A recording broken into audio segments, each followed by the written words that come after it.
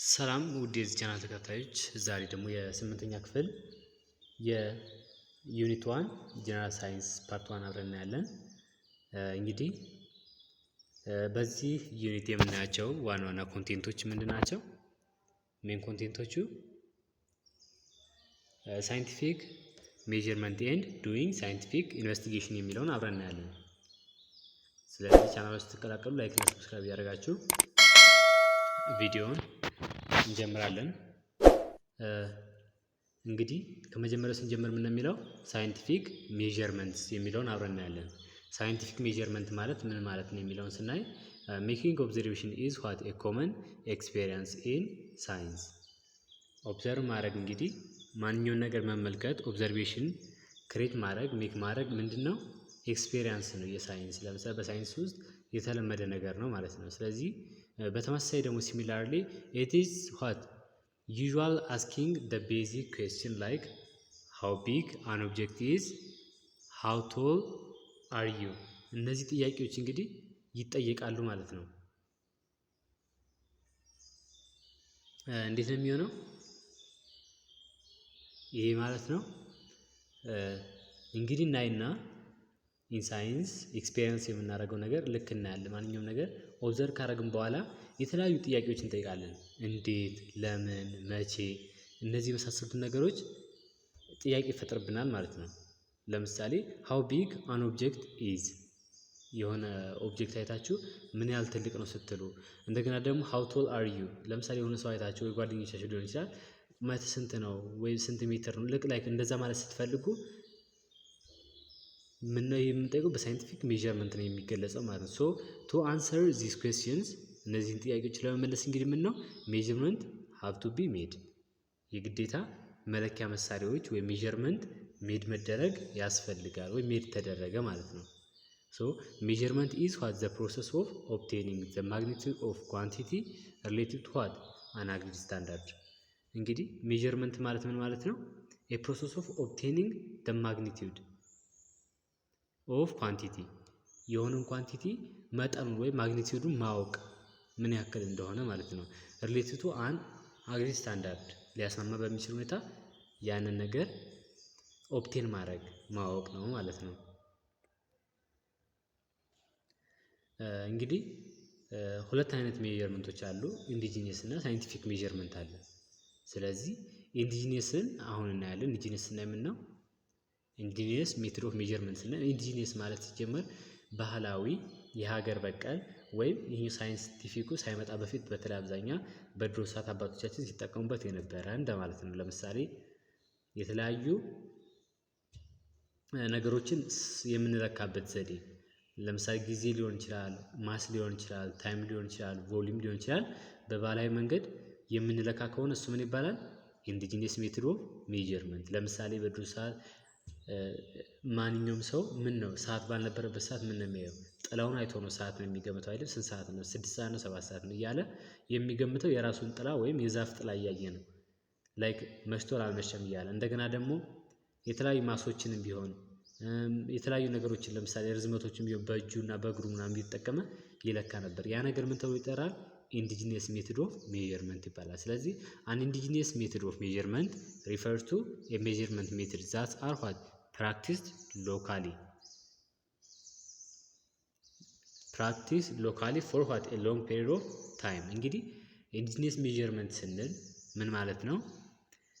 የሚገልጸ ሪፈር የሚያደርግልን ምንድን ነው? ለረዥም ጊዜ ሲጠቀሙት የነበረ ሰዎች እንዲሁም ደግሞ ለረዥም ጊዜ ሲጠቀሙት የነበረ ነው ዋት አር ፓስድ ፍሮም ጄኔሬሽን ቱ ዋት ጄኔሬሽን፣ ከትውልድ ወደ ትውልድ የሚተላለፍ ማለት ነው። ለምሳሌ በ16 ምናምን ይጠቀሙት የነበረው ኢቭን ያልፋል ወደ 17 እንደዚህ እያለ ዘመናትን እየተሻገረ ጄኔሬሽን ማለት ትውልድ ነው። ከትውልድ ወደ ትውልድ እየተላለፈ የሚጠቀሙት ስርዓት ነው ማለት ነው። ኢን ዚስ ሴክሽን ዊ ዊል ፔይ አቴንሽን ቱ ዘ ሜዠርመንት ኦፍ ሌንግዝ ማስ ኤንድ ታይም። ሌንግዝ ማስ ኤንድ ታይም እናያለን፣ ቮሊዩም እናያለን ማለት ነው። በምን በዚህ በኢንዲጂነስ ሜትድ እነዚህ ነገሮች እየለካን ዲስከስ እናደርጋለን ሞር ኢን ዲቴል ማለት ነው። እሺ ስለዚህ ከሌንግዝ ስንጀምር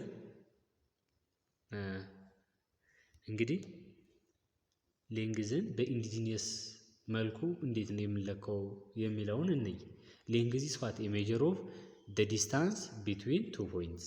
እንግዲህ ሌንግዝ ማለት በሁለት ነገሮች መካከል ያለ ርቀት ነው። እንግዲህ ለምሳሌ እንደዚህ ብላችሁ አስቡት። እዚህ ጋር ላይክ እንደ ኤግዛምፕል ነው የሆነ ቤት ነገር አለ ብለን ብናስብ ከዚህ ቤት እንግዲህ እዚህ ጋር ደግሞ ትምህርት ቤቶች ወይም የሆነ የሌላ ሰው ቤት ቢኖር ዝም ብላችሁ እዛ ሰፈር እንደዚህ ሰፈር አካባቢ ማለት ነው እንትን ለማለት እንዲመች። ስለዚህ አሁን በዚህኛው ቤትና ይሄ ኤ1 የሚባለው ቤት ቢሆን ይሄ ደግሞ ኤቱን ማለት ዝም ብለን ለምሳሌ በእነዚህ በሁለቱ ቤቶች መካከል ያለውን ርቀት ለማወቅ ምን ያህል ነው ርቀቱ የሚለውን ለማወቅ ምን ያስፈልገናል? በሌንግዝ ነው የምናውቀው ማለት። ስለዚህ ሌንግዝ ማለት ምንድነው? በሁለቱ ነገሮች መካከል ያለ ርቀት ማለት ነው። ይሄ ምን ተብሎ ይጠራል? ሌንግዝ። በሁለቱ ፖይንቶች መካከል ያለ ርቀት። ሌንግዝ is what a measure of the distance between two points. In Ethiopian we use what different indigenous unit of length measurement. The commonly used ones are እንግዲህ በኢትዮጵያ የተለያዩ ሌንግዝን ለካበት የሚችሉ የተለያዩ ነገሮችን እንጠቀማለን። ከነሱ መካከል የሚከተሉትን እናያለን ማለት ነው። እንግዲህ ይሄን ሌንግዝ ለመለካት ምን እንጠቀም ይችላል? አንደኛ ሃንድ ስፓን የሚባለው እንጠቀማለን። ሃንድ ስፓን ማለት ምን ነው? the hand span is what the measure from the tip of your little finger to what the tip of your thumb. እንግዲህ ሃንድ ስፓን ማለት በአውራ ጣታችን እስከ ምን ያለው ነው? እስከ ትንሿ እጣታችን ያለው ዲስታንስ ነው ማለት ነው። ገብቷችኋል? ከአውራ ጣት እስከ ትንሿ ጣታችን መካከል እንደዚህ ያለው ርቀት ስትሬች ስናደርገው እሱ ምንድነው? ሃንድ ስፓን ተብሎ ይጠራል። ሁለተኛው ደግሞ ምንድነው? ዲጂት ነው። ዲጂት is what the width of an adult human male fingertip ነው። ሁለቱን አየን ማለት ነው። ሶስተኛው ደግሞ ኪዩቢት የሚባለው ነው። እንግዲህ ኪዩቢት ማለት ደግሞ a measure of distance what from the tip of one's elbow to the tip of the middle finger. እንግዲህ ምን ማለት ነው? when your arm is extended ክንድም ነው የሚባለው ባጭሩ። ኪዩቢት ማለት ከክንዳችን አለ ከክንዳችን ከትከሻችን ዝቅ ብሎ የሚገኙ መታጠፊያ ማለት ነው። ስለዚህ ከክንዳችን አንስቶ እስከ መሀለኛው ጣታችን 5 ጣት አሉ እስከ መሀለኛው ጣት ያለው ርቀት ዲስታንስ ምን ተብሎ ይጠራል? ኪዩቢት ተብሎ ይጠራል ማለት ነው። እሺ በቀጣይ ደግሞ የምናየው ነው ፉት ነው የምናገኘው። ፉት ማለት ደግሞ a measure of distance from the back of the head to the tip of the big toe. ምን ማለት ነው? እንግዲህ ጫማ የሚባለው ነው። ይሄ ፉት ማለት ምንድነው? ይሄ ጫማ ብለን የምንጠራው ነው። ስለዚህ ጫማ የምንለው ሲሆን እሱም ደግሞ ምንድነው? ከኋላኛው ከተረከዛችን እስከ ምንድነው? እስከ አውራ ጣታችን ያለው ርቀት ምን ነው? ከባኪላችን እስከ ቢግ ቱ እስከ አውራ ጣታችን ድረስ ያለው ርቀት እሱ ምን ይባላል? ፉት ተብሎ ይጠራል። ጫማ ማለት ነው ባጭሩ። ልክ እግራችሁ ስትረገጡ ከኋለኛው ከተረከዛችሁ እስከ አውራ ጣት ያለው ርቀት እሱ ምን ይባላል? ዲስታንስ ብለን ፉት ብለን እንጠራዋለን። እሺ እንደገና እዚህ ጋር ደግሞ የምናገኘው አምስተኛ ፔስ የሚባለው ነው። ይህ ፔስ የሚባለው ምንድነው? እርማጃ የሚባል ማለት ነው። እርማጃ ማለት ነው a linear distance measure of a person extend walk. A pace is unit of length consisting either of one normal walking step. The pace is what? The distance measured from the heel of one foot to the heel of what? The same foot when it next touched the ground. እንግዲህ ፔስ ማለት ባጭሩ ምንድነው? እርማጃ ማለት ነው። እንግዲህ ከተረከዛችን ጀምረን የምንቆጥረው። ስለዚህ ይሄን ማለት ኖርማሊ ወክ ስናደርግ የምንቆጥረው አይታችሁ ከሆነ የተለያየ ቦታ በድሮም ወይም ወደ ገጠር አካባቢ ይጠቀሙታል። ስለዚህ እሱ ነገር ወክ እያደረግን የምንሰፍር ከሆነ ሌንግዙን ሜጀር የምናደርግ ከሆነ እሱ ፔስ ይባላል ማለት ነው። የመጨረሻው አርም ስፓን ነው። አርም ስፓን what also known as what ፋቶም ተብሎ ይጠራል። is the distance from the middle fingertip of the left hand to that of the right hand when what you stretch your arms out as far as what they can reach. እንግዲህ ምን ማለት ነው? አርም ስፓን ማለት እጃችሁን ስትዘረጉት ለምሳሌ የግራም የቀኝ እጃችሁንም ወደ ጎን ስትራች ስታረጉት ማለት ነው። ልክ ስትራች ታረጉትና ከሚድል ፊንገራችን በግራም በቀኝም ከሚድል ፊንገር እስከ ሚድል ፊንገር ያለው እሱ ዲስታንስ ምን ይባላል? አርም ስፓን ተብሎ ይጠራል ማለት ነው። እሺ አሁን የሌንግዝን አይተናል። በቀጣይ ደግሞ አሁን የምናየው የማስ ነው። የማስን ስናይ እንግዲህ ማስን በኢንዲጂኒየስ እንዴት ነው ሜዠር የምናደርገው፣ በባህላዊ መንገድ እንዴት ነው የምንለካው የሚለውን ዲስከስ እናደርጋለን። the amount of matter present in a substance is called what? mass። እንግዲህ በማተር ውስጥ ያለ amount of matter ምን ተብሎ ይጠራል? ማስ ተብሎ ይጠራል። following are some examples of what? indigenous unit masses measurement used in Ethiopia። እንግዲህ አንድ 3 አሉ። እነሱ ምን ናቸው? ማስን በኢትዮጵያ ውስጥ ለመለካት የምንጠቀምበት ሜትር ነው፣ ሜዠር ለማድረግ የምንጠቀምበት ዘዴ ነው ማለት ነው። አንደኛው ምን ነው? ወቄት ነው። እንግዲህ ወቄት ማለት ወቄት is what? a mass measuring unit usually used to what? measure the mass of powder of gold in local market። እንግዲህ ወቄት ማለት ለምንድን ነው የሚያገለግለው? ወርቅን የወርቅ ዶቄትን ሜዠር ለማድረግ ነው፣ ኢንዲጂኒየስሊ ማለት ነው። ስለዚህ ፓውደር ኦፍ ጎልድ ሜዠር ለማድረግ የሚያገለግለን ምንድን ይባላል? እሱ ወቄት ተብሎ ይጠራል። ሌላኛው ደግሞ ኩንታል ነው። ሁለተኛ ላይ ደርሰናል ማለት ነው። አንደኛው ወቄት አየን በኢንዲጂኒየስሊ ማስን ሜዠር የምናደርግበት፣ ሁለተኛ ደግሞ ኩንታል እናያለን። ኩንታል የተለመደ ነገር ነው፣ ሁሉም ሰው ያውቀዋል። ኩንታል ሜይ ቢ what taken from the English word ኩንታል። ኩንታል የሚለው እንግዲህ ከእንግሊዝኛ የመጣ ቃል ነው። ምን ከሚል? ኩንታል ከሚል ማለት ነው። is a bag used to measure what? the mass of grains። እንግዲህ ግራይን ማለት ጥራጥሬዎችን ሜዠር ለማድረግ የሚያገለግል ነው ማለት ነው። ጥራጥሬዎችን ሜዠር ለማድረግ የሚያገለግል ባግ የሚመስል ቦርሳ የሚመስል ነገር እሱ ምን ይባላል? ኩንታል ተብሎ ይጠራል። it is equal to what? 100 ኪሎግራም 100 ኪሎግራም ነው የሚሆነው ማለት ነው። እንግዲህ አንድ ኩንታል አፕሮክሲሜትሊ ምንድን ነው የሚገመተው? 100 ኪሎግራም እንደሆነ ነው የሚታወቀው። ስለዚህ ሁለተኛው ማስን ሜዠር የምናደርግበት ሜትር ኩንታል ተብሎ ይጠራል። ሶስተኛው ስንመጣ ደግሞ ፈረሱላ ነው። ፈረሱላ is what? used to measure the mass of paper and what? coffee። እንግዲህ ፈረሱላ ለምንድን ነው የሚያገለግለው ከተባላችሁ ለምን ነው የሚጠቅመው? አንደኛ ምን ፔፐር ማለት በርበሬ ማለት ነው። በርበሬን እና ቡናን ሜዠር ለማድረግ ነው፣ የእነሱን ክብደት ለማወቅ ነው። it is equal to what? 70 ኪሎግራምስ። ይሄ እንግዲህ ፈረሱላ የሚባለው ቅድም ኩንታል ስንት ነው ብለናል? ኩንታል 100 ምን ኪሎግራም ይሆናል ብለናል አይደለም? ይሄኛው ደግሞ ፈረሱላ ደግሞ ስንት ነው? 17 ምን ኪሎ ግራም ነው የሚሆነው። 17 ኪሎ ግራም ነው የሚሆነው ማለት ነው። ሶ የሚያገለግለው ፔፐር ኤንድ ኮፊን ምን ለማድረግ ነው? በርበሬና ቡናን ማሳቸውን ሜዠር ለማድረግ ነው። እንዲሁም እሱ ደግሞ ወደ 17 ኪሎ ሜትር ይጣጋል ማለት ነው። እሺ አሁን ሁለቱን አይተናል፣ የማስንና የሌንግዝን ኢንዲጂኒየስ እንዴት ሜዠር እንደምናደርግ አይተናል። በሁለተኛ ደግሞ ሶስተኛ የምናየው ታይም ነው። ታይም እንዴት ነው ሜዠር የምናደርገው? በባህላዊ መንገድ። ታይም ኢዝ ዘ ሜዠር ኦፍ ዋት? ዱሬሽን ፎር ኢንተርቫል። እንግዲህ የጊዜ ቆይታን ዱሬሽን ነው ታይም ማለት፣ ኢንተርቫል ማለት ነው። our elders were used as the shadow of the tree to measure time። እንግዲህ our elder ማለት የኛ ቀደመ አባቶቻችን ታላቆቻችን ምን ይጠቀሙ ነበር? were used to shadow ጥላን ይጠቀማሉ። shadow ማለት የዛፍ ጥላ ሊሆን ይችላል፣ ማንኛውም ነገር።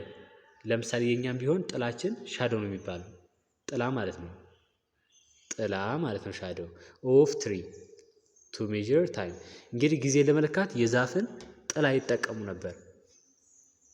as the position of what? the sun changes from morning to evening the length of the shadow of tree varies። እንግዲህ ምን ማለት ነው? የሆነ ዛፍ አለ ብለን ብናስብ እዛ ዛፍ ላይ እንግዲህ ፀሐዩ ጠዋት ላይ ሲወጣና ማታ ሲወጣ ያለው ፖዚሽን ይለያያል። የጥላው ፖዚሽን ማለት አቅጣጫ። ለምሳሌ ጠዋት በምስራቅ ሲወጣ ጥላው በየት ነው የሚሆነው? በስተምዕራብ በኩል ይሆናል። እንደገና ፀሐዩ ደግሞ ወደ ምዕራብ በኩል ሲሆን በተቃራኒው ጥላው ወደ ምን ይሄዳል? ወደ ምስራቅ ፖዚሽን ይሆናል ማለት ነው። ለምሳሌ በዛ እያዩ ሜዠር ያደርጋል። ለምሳሌ ፀሐዩ ዛፉ ምንም አይነት ጥላ ካሌለው ስንት ሰዓት ነው ብሎ የሚያስቡ 6 ሰዓት ነው ብሎ ያስባሉ። ላይክ እንደዚህ ምሳ ሰዓት ደረሰ ከሰዓት ተብሎ ይታሰባል ማለት ነው። ሶ በዛ ነው ሜዠር የሚያደርጉት። ኢን ዘ ሞርኒንግ ኤንድ ሌት ኢን ዘ አፍተርኑን the length of the shadow is high ምን ማለት ነው? እንግዲህ ሞርኒንግ ጠዋት ላይ እና ወደ ማታ ሰዓት ካያችሁ ምን ነው የሚሆነው? ሻዶው በጣም ረጅም ይሆናል። ለምሳሌ እናንተን ጥላ ራሱ ብታዩ ቁማችሁ ልክ ፀሐይ ሲወጣ ጠዋት ላይ ከሆነ በጣም ረጅም ይሆናል ሻዶው የእናንተ ርዝመት የጥላው ርዝመት ማለት ነው። ምክንያቱም ለምንድን ነው? ሆሪዞንታል ስለሚሆን ነው። እንደገና ግን ማታ ላይም ቢሆን እንደዚሁ ወደ ምስራቅ በጣም ይረዝማል ጥላቸው ወይም የዛፉ ጥላ። ልክ ቀን ላይ ግን ጥላ አይኖረንም። ምክንያቱም ዳይሬክትሊ ቨርቲካል ስለሚሆን ማለት ነው ፀሐዩ እኛ ላይ። at noon when the sun is overhead no shadow will be seen እንግዲህ ኑን ማለት ከሰዓት ነው። ልክ ምሳ ሰዓት ላይ ያ ሻዶው ምን ሲሆን ኦቨርሄድ ልክ በአናታችን በቅንጭላታችን ትክክል ሲሆን ኖ ሻዶው ዊል ቢ ሲን ምንም አይነት ጥላ አናይም። በዛ ሰዓት ስንት ሰዓት ነው? ወደ 6 ሰዓት ተብሎ ይገመታል ማለት ነው። ሶ በዚህ መንገድ ነው ጊዜያቸውን የሚያውቁት የነበረው። ስለዚህ ታይም በዚህ ነው እንደዚህ ነው ያውቁት የነበረው ማለት ነው። ሶ using these facts they could tell the approximate what time of the day by just looking at the position what the shadow of tree እንግዲህ አፕሮክሲሜትሊ ማለት ትክክለኛ ያልሆነ ኤግዛክትሊ አያውቁትም። ግን ለምሳሌ እነሱ 6 ሰዓት ነው ብሎ ከገመቱ ከ6 ሰዓት ተኩል አይበልጥም ወይ ከ5 ተኩል አይበልጥም። ኢንተርቫሏ ትንሽ ነች ማለት ነው። እንዲሁም እንደዚህ ራሱ አይበዛም። የትንሽ ደቂቃ ልዩነቶች ካለ ተጠጋግቶ ማለት ነው። ታይም ኦፍ ዘ ዴይ የቀኑን እንትን ሰዓት ያውቁታል ማለት ነው። ምን በማየት ሉክ በማድረግ ነው? ሻዶውን በማየት የዛፉን የትሪውን ሻዶው በማየት ፋውንድ አት ዋት ኦር ኒር ዚር ሆም በቤታቸው አካባቢ ሊገኝ ይችላል ያም ነገር ማለት ነው። ስለዚህ እንግዲህ ታይምን እንደዚህ አድርገው ሜዠር እንደሚያደርጉ አይተናል። በመቀጠል ደግሞ ምንድነው? ቮሊዩም ነው። ቮሊዩም ማለት ይዘት ማለት ነው። ሶ ይሄን ቮሊዩም እንዴት ነው ሜዠር የሚያደርጉት እነሱስ የሚለውን አብረን እንይ። እንግዲህ ቮሊዩም እንዴት ነው ሜዠር የሚያደርጉት የሚለውን ስናይ ቮሊዩም ምን ነው ሲጀምር ቮሊዩም ኢዝ the measure of what the space occupied by an object አንድ እቃ የሆነ ኦብጀክት የያዘውን የቦታ መጠን ሜዠር የሚያደርግልን ምን ተብሎ ይጠራል? ቮሊዩም ተብሎ ይጠራል ማለት ነው። in the local market of Addis Ababa the following tools are used for different measuring tools እንግዲህ ቮሊዩምን ሜዠር የምናደርግባቸው የተለያዩ ሜትዶች አሉ። አንደኛው ምንድነው? ጆክ ነው። ጆክ ማለት ነው ጆክ አለ። ለምሳሌ ቮሊዩም ሜዠር ስናደርግ ጆክ፣ ጣሳ፣ እንዲሁም ሲኒ፣ ብርጭቆ፣ ኩባያ እነዚህ የመሳሰሉ ነገሮችን እንጠቀማለን። ምን ሜዠር ለማድረግ? ቮሊዩምን በኢንዲጂኒየስ ወይ ሜዠር ለማድረግ። ሶ ጆክ ስንል ምን ማለት ነው? ጆክ ኢዝ ዋት ኤ ፕላስቲክ ካፕ used for measuring the volume of what liquids የተለያዩ ሊኩዊዶችን ሜዠር ለማድረግ ይጠቅመናል ማለት ነው። እሱ ምነው? ፕላስቲክ ነው። ከላስቲክ ነገር የሚሰራ ካፕ ነገር ነው ማለት ነው። ሁለተኛው ደግሞ ጣሳ ነው። ጣሳ ደግሞ ምን ነው? a can used to measure a cereals, pulses, and liquids የተለያዩ ጥራጥሬዎችን፣ ቅባታማ እህሎችን እንዲሁም ፈሳሾችን እንዲሁም ደግሞ ጠጣሮችን ሜዠር ለማድረግ የሚያገለግለን ምን ተብሎ ይጠራል? ጣሳ ብለን እንጠራዋለን። እሱም ደግሞ ካን ማለት ብረት ነገር። እቺ ካን ማለት ምንድነች? ብረት ማለት ነው። ስለዚህ ከብረት ነገር የሚሰራ ማለት ነው። ስለዚህ እናንተ ማወቅ ያለባችሁ ዋናው አይደንቲፋይ የሚያደርግላችሁ ፈተና ምን ሲመጣ አሁን ጆክ ከሆነ ምን ፕላስቲክ ካፕ የምትለው ወርድ ትመጣላችኋለች። እንደገና ጣሳ ከሆነ ደግሞ ካን የሚለውን ኮንሲደር ማድረግ አለባችሁ ማለት ነው። እሺ ወደ ሲኒ ስንመጣ ሲኒ ስሞል ዋት ሴራሚክ ካፕ እቺኛው ደግሞ ናት ስሞል ሴራሚክ ካፕ ናት። እነዚህ ኬወርዶች ናቸው ያከበቡላችሁ። ኦፍን ዩዝድ ፎር ሜዠሪንግ ዋት ኮፊ ፐልስስ ኤንድ ስፓይስስ። እንግዲህ የተለያዩ ቅመማ ቅመሞችን፣ ቡናዎችን፣ የቅባታማ እህሎችን ሚዥር ለማድረግ የሚያገለግለን ምን ተብሎ ይጠራል? ሲኒ ብለን እንጠራታለን። ሌላኛው ብርጭቆ ነው። ብርጭቆ ደግሞ የምታውቁበት በግላስ ነው። ይሄ ምንድነው? ግላስ ነው። ኦፍን ፎር ሜዠሪንግ ዋት ፐልስስ ኤንድ ሊኩዊድስ የተለያዩ ቅባታማ እህሎችንና ፈሳሾችን ሚዥር ለማድረግ ያገለግላል። ነገር ግን እነዚህ ኪወርዶች እንዳትረሱ። ጆግ ከሆነ ፕላስቲክ ካፕ ነው። ጣሳ ከሆነ ካን ነው። ሲኒ ከሆነ ደግሞ ነው ሴራሚክ ነው፣ ስሞል ሴራሚክ ካፕ ናት። ብርጭቆ ከሆነ ደግሞ ዋት ግላስ ነው። እሱ ደግሞ ኩባያ የመጨረሻው ደግሞ ሙግ ነው። ሙግ ኦፍን ዩዝድ ፎር ዋት ሜዠሪንግ ሴሪያልስ ፐልስስ ኤንድ ሊኩዊድስ። ሶ እነዚህን ይመስላሉ ማለት ነው። ስለዚህ የዛሬ ትምህርታችን በፓርት 1 ያዘጋጀሁላችሁ ይህንን ይመስል ነበር። በፓርቱ ደግሞ ይዤላችሁ እቀርባለሁ። እስካሁን ስለተከታተላችሁኝ እጅግ አድርጌ አመሰግናለሁ። ለዚህ ቻናል አዲስ ከሆናችሁ ላይክ እና ሰብስክራይብ ማድረግ እንዳይረሳ። እንዲሁም ደግሞ ሀሳብ አስተያየት ካላችሁ ኮሜንት ላይ ጻፉልኝ። እንሰራላችሁ የምትፈልጉትን የተለያዩ ሚኒስትር ጥያቄዎችን እያዘጋጀሁ ስለሆነ እነሱንም አብረን እንሰራለን። ይመቻችሁ።